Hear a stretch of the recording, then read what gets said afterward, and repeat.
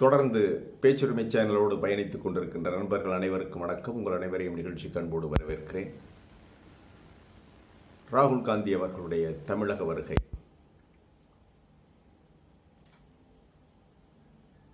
எல்லா சேனல்களும் பேசிட்டாங்க.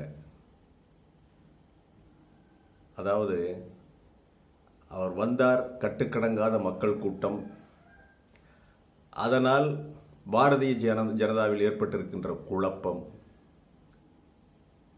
ஓரளவு பத்திரிகைகள் மீடியாவை வைத்துக்கொண்டு ஏதோ பில்டப் பண்ணிக்கிட்டு இருந்தானுங்க. அதுலேயும் புண்ணியமாக பெரிய கல்லை தூக்கி போட்டு போயிட்டார். வாங்க பார்க்கலாம். பேச்சுரிமை சேனலுக்கு இதுவரை சப்ஸ்கிரைப் பண்ணாதவங்க சப்ஸ்கிரைப் பண்ணிவிட்டு மறக்காமல் பெல் பட்டனை அழுத்துங்கள். கமெண்ட் செய்யுங்கள், ஷேர் செய்யுங்கள், பிடித்திருந்தால் லைக் செய்யுங்கள். பேனர்லேயே போட்டிருக்கோம், அனுமன் கடல் தாண்டிய போது ஊடகங்கள் இல்லை, தாண்டினாரா என்பது கடலை ஜம்ப் பண்ணுறதுங்கிறது புராணக்கதை. ஆனால் அந்த பேசுபொருள் இன்றும் இருக்கிறது. அந்த பேசுபொருள் இன்றைக்கு இருக்கு.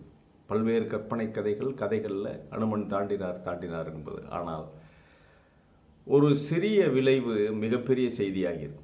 அதையெல்லாம் ஓரங்கட்டியது தான் இவர். சும்மா பேரிகார்டு தான் தாண்டினார். தடைகளை உடைத்தெறிந்து உள்ளே போனார் ஸ்வீட் கடைக்குள்ள. இதுதான் செய்தி. ஒரு தலைவனுக்கும் மனிதர்களுக்கும், சாதாரண மனிதர்களுக்கும் இடையில் எந்த தடையும் கிடையாது.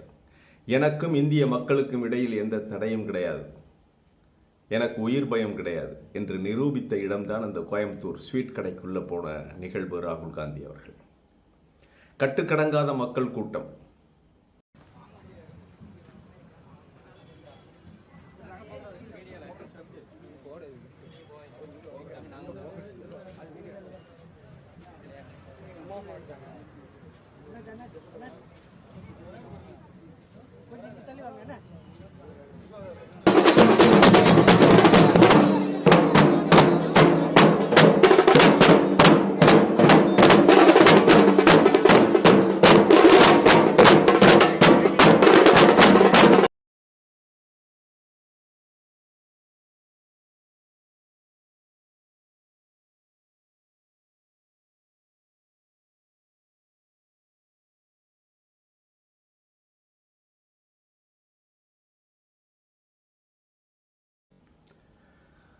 காங்கிரஸ் தொண்டர்கள், திமுக தொண்டர்கள், இதர கம்யூனிஸ்ட் தொண்டர்கள், விசிக, கொங்கு மக்கள் தேசிய கட்சி, அவங்களுடைய தொண்டர்கள் எல்லாம் வந்திருக்கிறாங்க. அது வேறு விஷயம். ஆனால் அதையும் மீறி பொதுமக்கள் வந்தது. இரண்டு பக்கமும் பொதுமக்கள் நின்று கொண்டு ராகுல் காந்தி அவர்களை பார்த்து கையசைத்தது எல்லாமே இயற்கையாக நடந்தது. செயற்கை இல்லை. அவர் வரும்போது பூத்தூவலை, அந்த ரோட் ஷோவுக்கான அதெல்லாம் எதுவுமே கிடையாது. அவர் வாட்டுக்கு வந்தார். ஹெலிகாப்டர்லேருந்து இறங்கி வரும்போதே ஒரு இடத்துல காரை நிப்பாட்டிட்டு போய் உள்ளுக போய் பார்த்தாரு சிலரை. இதுதான் ராகுல் காந்தி. எனக்கும் மக்களுக்கும் இடையில் எந்த தடையும் கிடையாது அப்படின்னு சொல்லி ராகுல் காந்தி ப்ரூவ் பண்ணிட்டார்.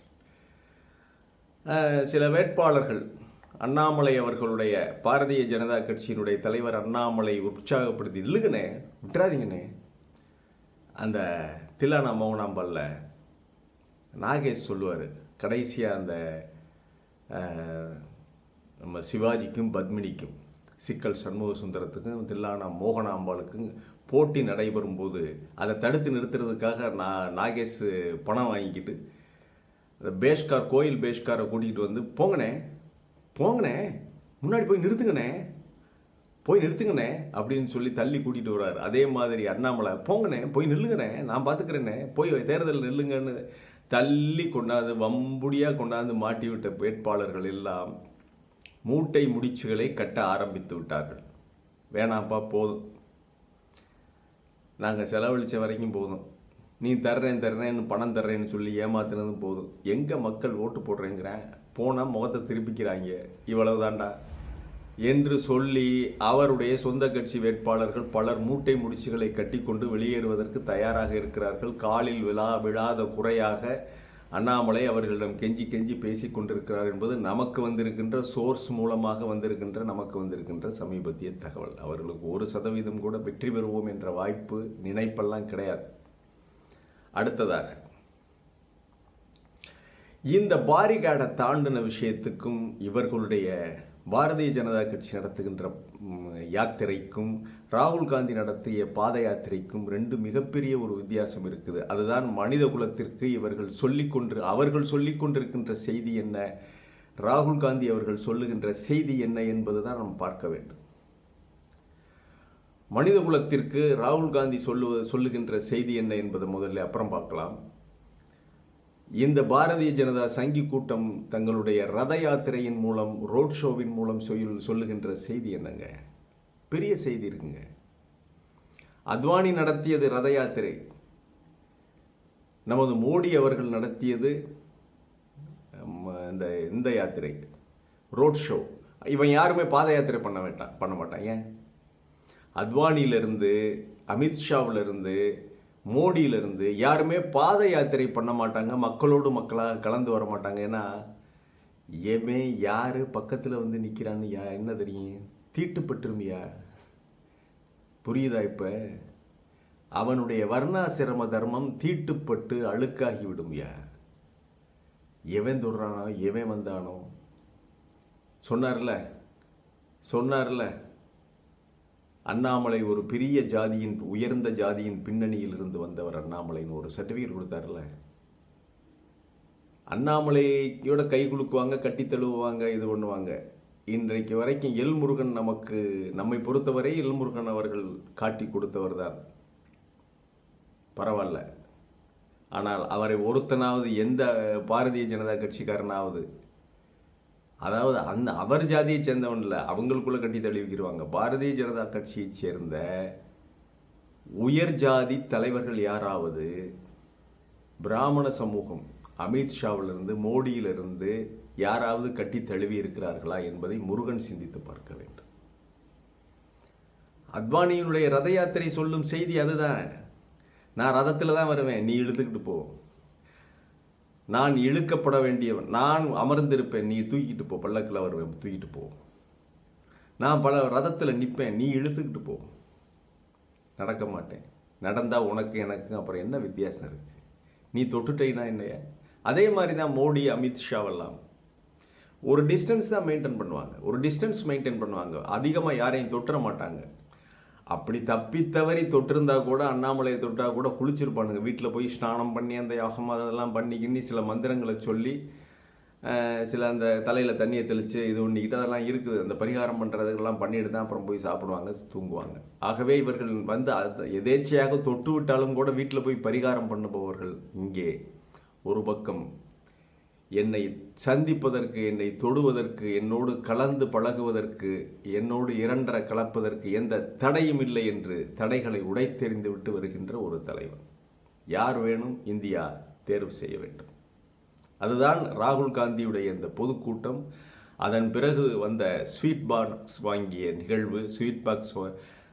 நிகழ்வு, அந்த ஸ்வீட் கடைக்காரங்களோட எல்லாம் சேர்ந்து எடுத்துக்கொண்ட போட்டோ, அவர்களோடு பக்கத்திலே அருகே நின்று அவர்களோடு ஒரு சராசரி மனிதனாக அலாவலாவி நின்று அவர் எடுத்துக்கொண்ட படம் எல்லாமே இதுதான் சொல்லுகிற செய்தி.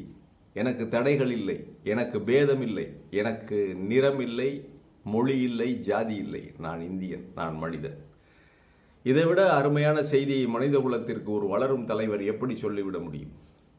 இதைவிட பெரிய செய்தியை பாரதிய ஜனதா கட்சி சொல்லியிருக்கிறார்களா? தொடர்ந்து ஆரம்பத்திலிருந்து இந்த புராண கதை. அனுமன் தாண்டினாரு, அனுமார் பறந்தாரு, ராமர் வில்லை எடுத்தாரு, போனாரு, சீதையை மீட்டாரு. இதைத்தானே பல வருஷங்களாக சொல்லிக் கொண்டிருக்கிறார்கள். மனித குலத்திற்கு வேற என்ன செய்தியை சொல்லியிருக்கிறார்கள்? ஏதாவது புதுசாக சொல்லியிருக்கிறாங்களா? இன்றைக்கு மனித குலம் எப்படி போய்கொண்டிருக்கிறது? தனக்குள் இருக்கின்ற வேற்றுமைகளை, வேறுபாடுகளை களைந்து விட்டு இரண்டர கலப்பதற்கான முயற்சியை மனிதகுலம் எடுத்து வருகிறது. ஆப்பிரிக்கனும் அமெரிக்கனும் ஒன்னா கலந்து குழந்தைகள் பிறந்துருச்சு. அவங்க ஆட்சி பண்றாங்க அமெரிக்காவை. என்ன வர்ணாசிரம தர்மம்? நான் தொட்டா தீட்டுன்னு சொல்லி பாத யாத்திரை கூட நடத்தாம நீ ரத யாத்திரையும் பஸ் யாத்திரை ரோட் ஷோவும் நடத்திக்கிட்டு இருக்கீங்க. நீங்க உங்களுடைய வண்டவாளம் இப்ப தெரிஞ்சு போச்சு இல்ல? எந்த தடையை தாண்டி நீங்க போய் மக்களை சந்திச்சீங்க? அப்படியே யாராவது தொட்டு விட்டாலும் தீட்டுப்பட்டு விட்டதாக பரிகாரம் பண்ணுவீங்க வீட்டில் போய். நாம் தெரிந்து கொள்ள விரும்புவதெல்லாம் முருகன் எப்படி நடத்தப்படுகிறார் என்பதுதான். வெளியில் வேணால் அவங்க சிரிக்கலாம் சார், வெளியில் வேணால் பாலிஷாக தங்களுடைய அரசியல் எதிர்காலத்திற்காக சொத்து சேர்ப்பதற்காக வேண்டுமானால் எல்லா இழிவுகளையும் தாங்கிக் கொள்ளலாம் அவர்கள்.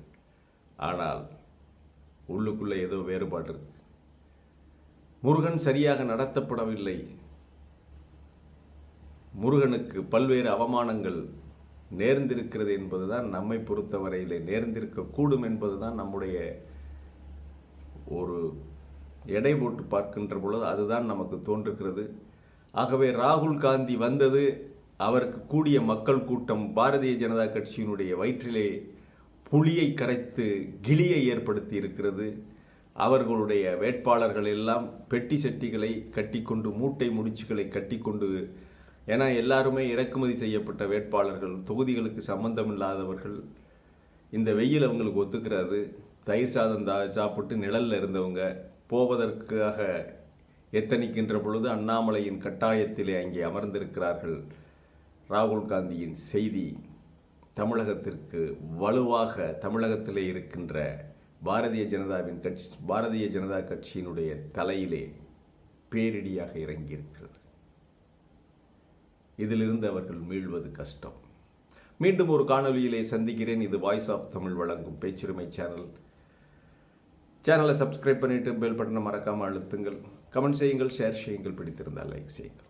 நன்றி, வணக்கம்.